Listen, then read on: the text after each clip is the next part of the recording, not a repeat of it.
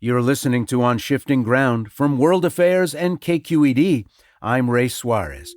There have been plenty of movies based on video games. Super Mario Brothers, Sonic the Hedgehog, Tomb Raider, Warcraft, Angry Birds, Mortal Kombat, Wreck-It Ralph, Street Fighter. It's a really long list. The genre is crowded. But let's be clear. Those are movies created from the video games. The characters, the music, the scenarios. But what if someone pitched you a story about the making of a video game? Would you think about guys sitting at keyboards and tapping out code? Other rooms full of other guys yelling at each other about licensing rights for video games, computers, handheld devices, throwing around contract terms and dollar figures? And would you say, hey now, that's cinematic?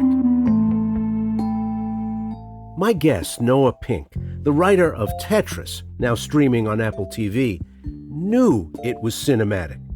He's created a rollicking story of twists and turns, plot cliffhangers, visionaries bringing us back to the early days of home computers, the infancy of Game Boy and the Atari 2600, the collapse of the Soviet Union, Mikhail Gorbachev, media tycoon and criminal Robert Maxwell, and an unlikely high-speed chase involving Soviet automobiles, which somehow managed to go more than 50 miles an hour, in one rollicking, taut, compact 2-hour adventure ride, as hair-raising as anything Lara Croft ever has to deal with. And Noah Pink joins me now. Welcome to On Shifting Ground. Thanks, Ray. Great to be here. Was it a rough sell to get producers to say, yes, well, now I am impressed, a story about Tetris?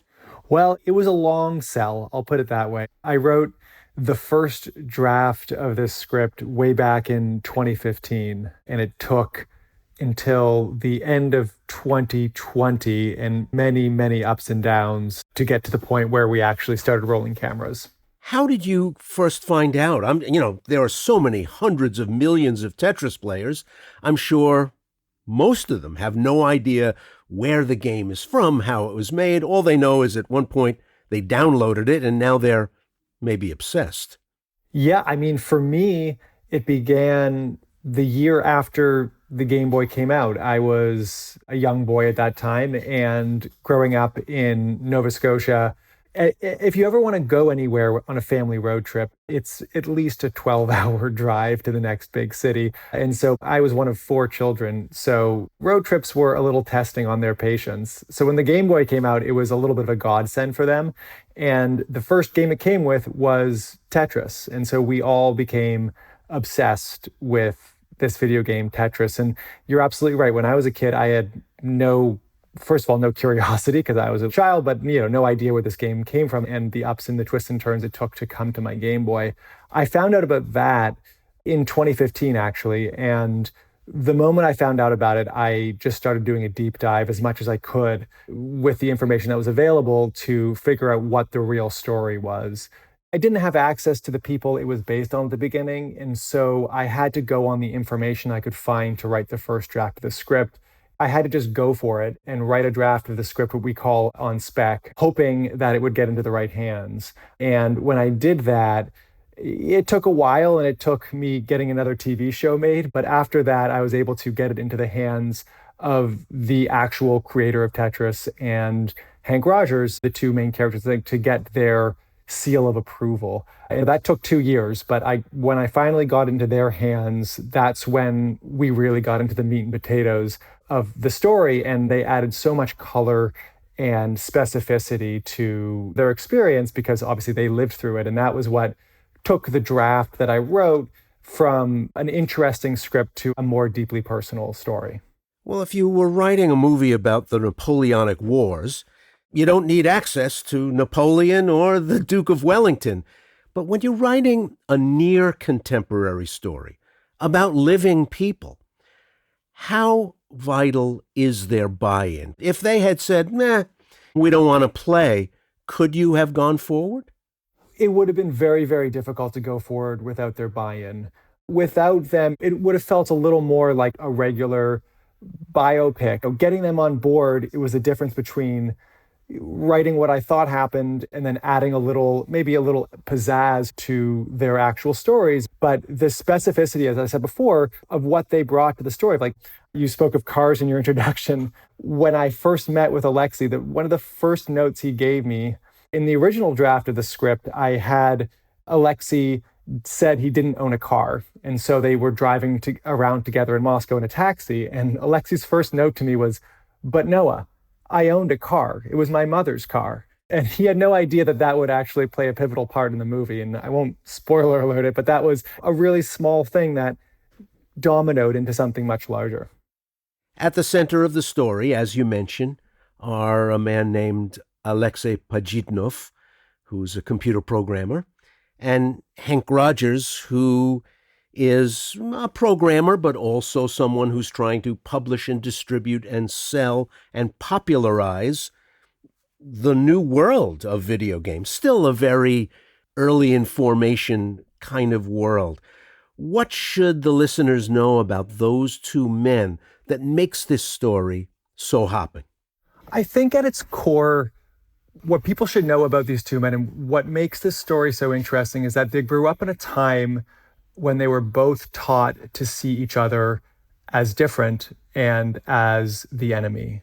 And that is something I believe that audiences today can relate to on many different fronts. And when they met each other, especially from Alexei's point of view, he saw Hank as just another American coming in, talking bluster, making promises he couldn't keep. But what these two men found very quickly is that they've had a lot of common ground, and that common ground was their shared language of computers and video games.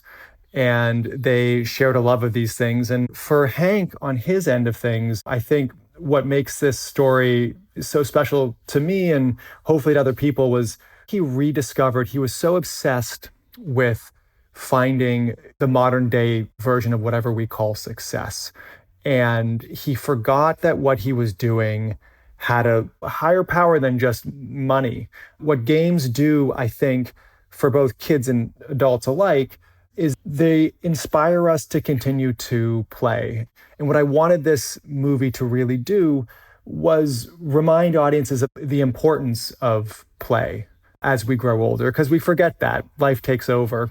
And I think what these two guys realize when they meet together is that importance, and they begin to play the video game together and see the small joys in life that can come from that.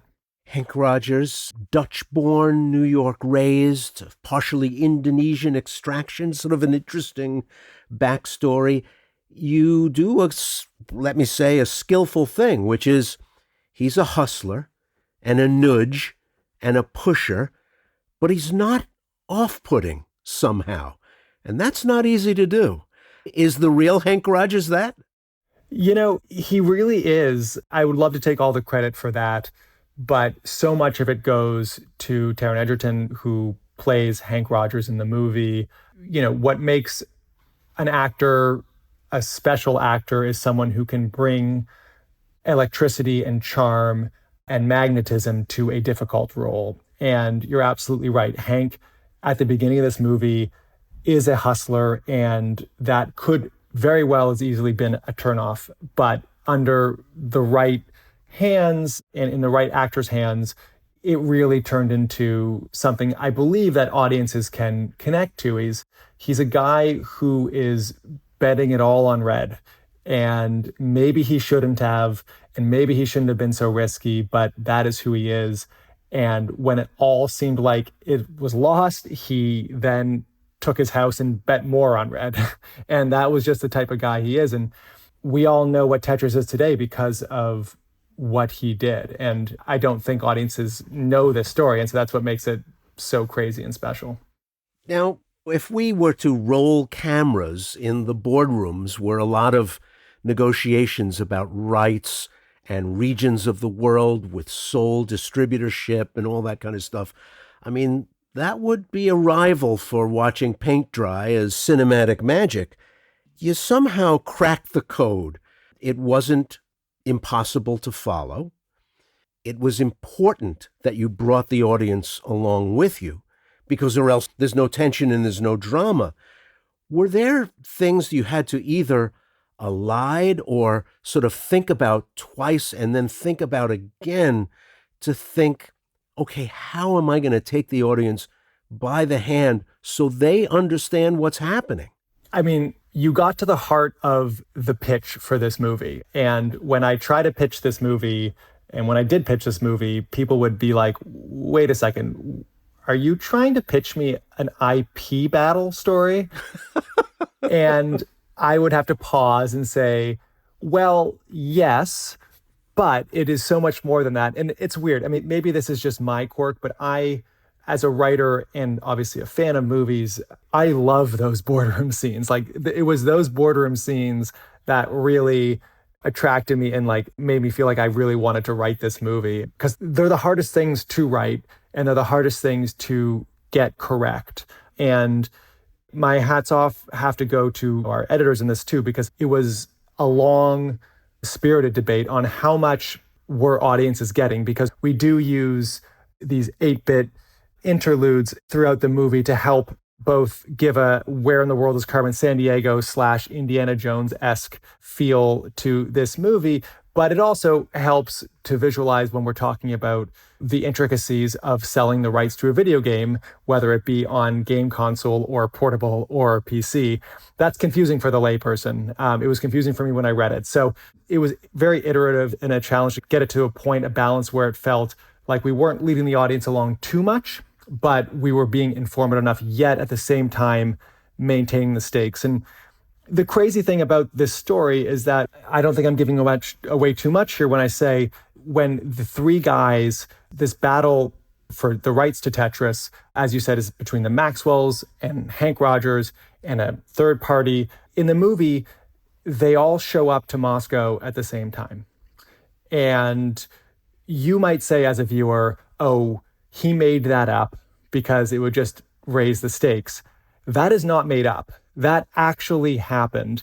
And the line where he says, I had to beat these capitalists at their own game, was a line that he actually said. And these guys did not know each other were there, and they were played off each other. And so much of the story is kind of too strange to be fiction. And it just actually happened. And so a lot of the feedback I've been getting from viewers is, after watching the movie, do a little bit of a Wikipedia dive, and they're like, oh my God, I had no idea so much of this was true. And that's the surprise of this movie. One of the catalysts, the dramatic catalysts, is the fact that the Soviet Union is falling apart as we're watching this battle over the rights to Tetris unfold. And absent that, it might have been an entirely different story. It puts pressure in the pipe as everything's unraveling, raises the stakes on the Russian side, but also creates a kind of confusion for the outside parties trying to get something done. And they include an oleaginous Toby Jones as Robert Stein, a guy who specializes in buying rights to games and then reselling those rights.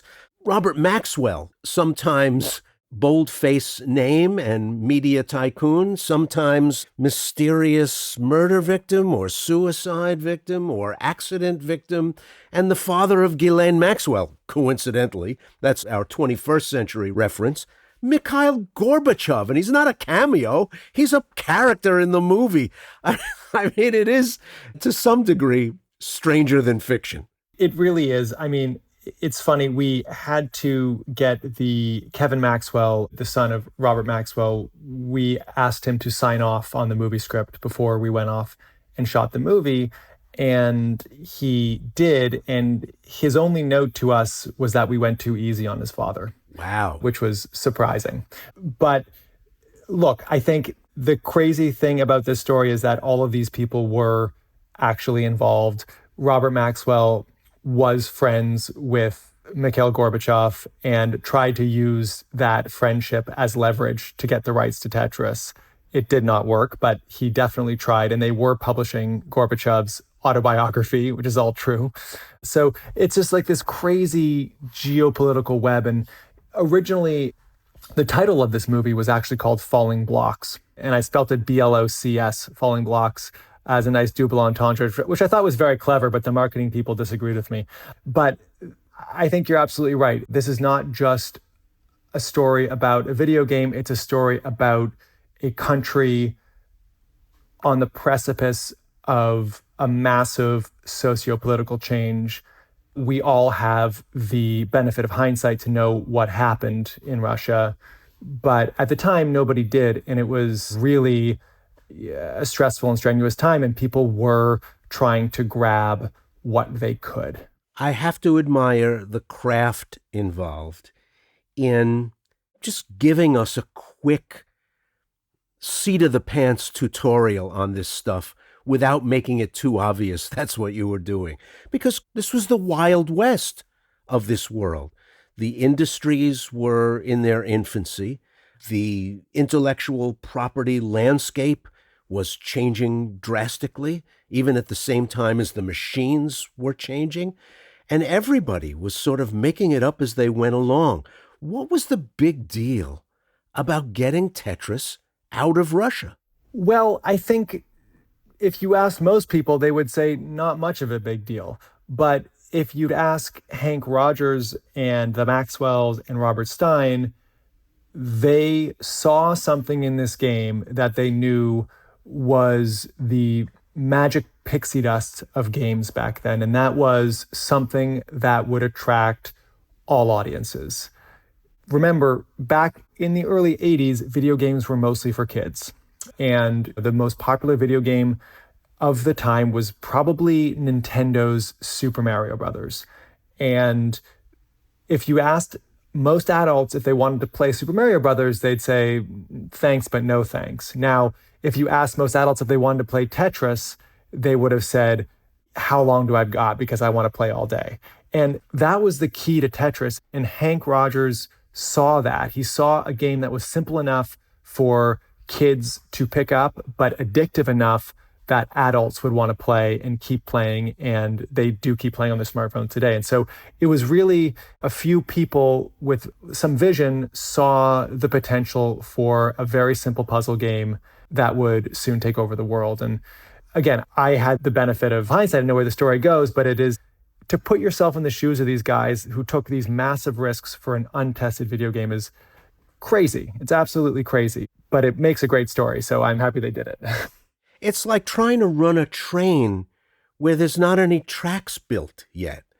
If you want to go to the Soviet Union and talk to the person that you have to talk to license a game, well, maybe in today's Russia, there is such a person and you know who they are and there's laws and all that. But then, on the verge of the collapse of the Soviet Union, Hank Rogers wouldn't have been the only person who was puzzled about who to talk to and what these various people that you run up against are actually allowed to promise. Yeah, you're absolutely right. Hank Rogers had no idea who he was going to talk to. He literally looked at the back of a video game from the PC version of Tetris and saw that the first person on the list of IP rights holders was this company. He called it a company called Elorg, which is short for Electron Org Technica. And he naively assumed that he could just fly to Moscow, look up Elorg in the phone book, and go there and charm them.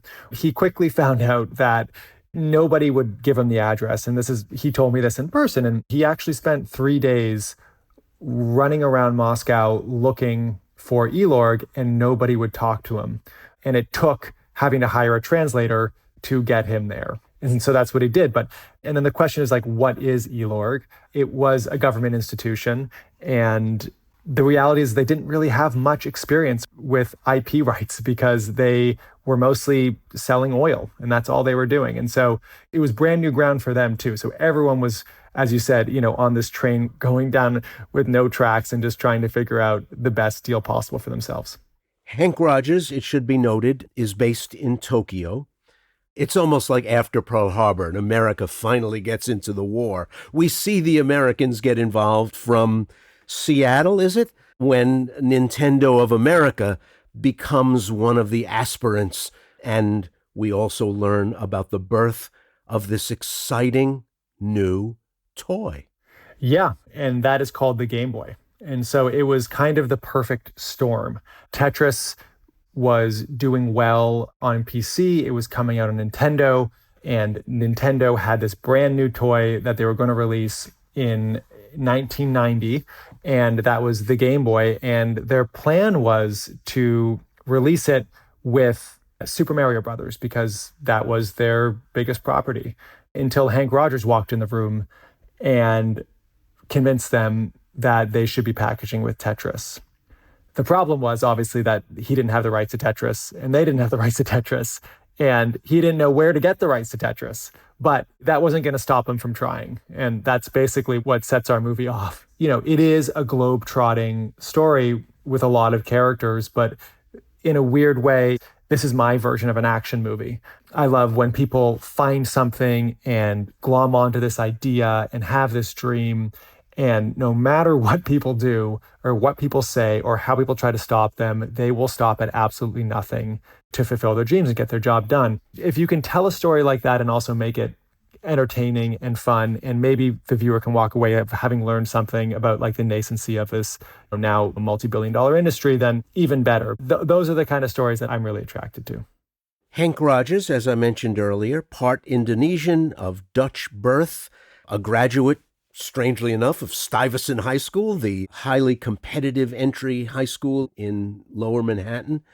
Did you have to have a conversation about whitewashing? It's been so controversial in a lot of movies, whether it's Scarlett Johansson playing an Asian anime character, whether it's characters from novels being played by white actors when they finally make it to the screen.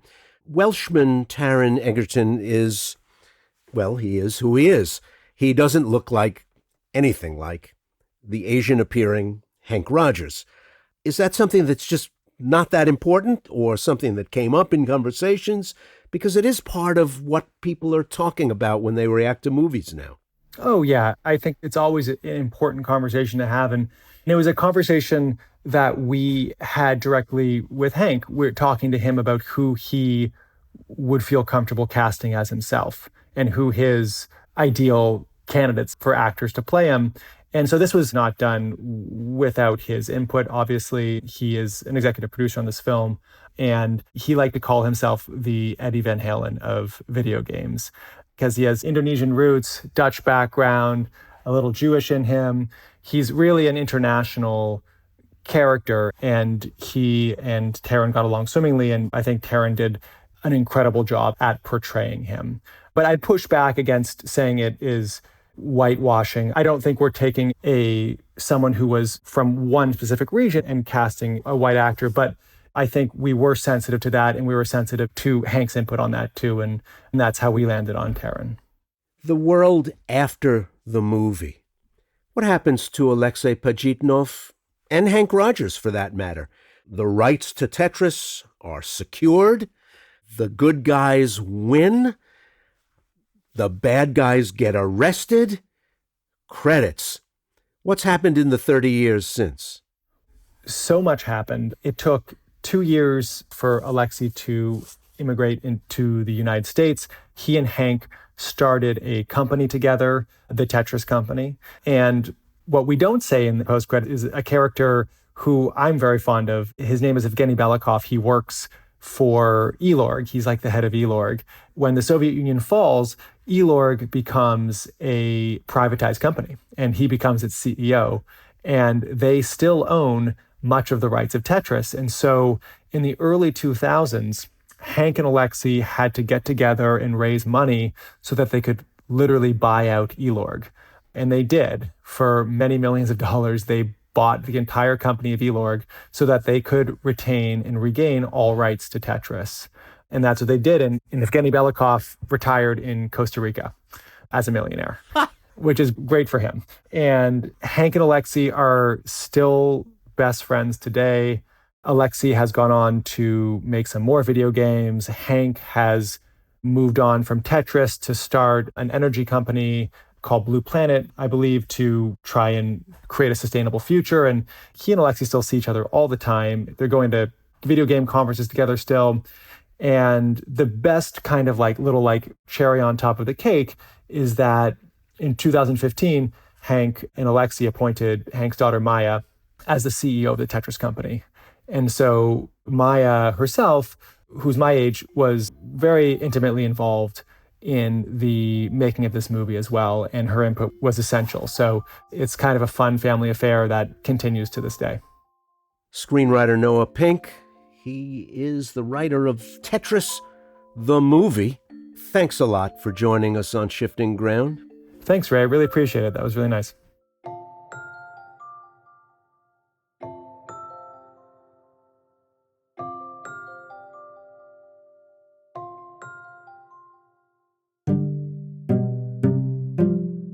You've been listening to On Shifting Ground, produced in partnership with KQED, with funding from listeners like you. Today's episode was produced by Elise Manukian, Sienna Barnes, and Andrew Stelzer. Our intern is Adam Ailey. The show was mixed and mastered by Matteo Schimpf. Additional production and engineering were provided by Rob Spate. KQED's Jim Bennett is our technical supervisor. Jared Spord is our executive producer. Philip Yun is CEO of World Affairs. Our music is from Blue Dot Sessions. I'm Ray Suarez. Thanks for listening.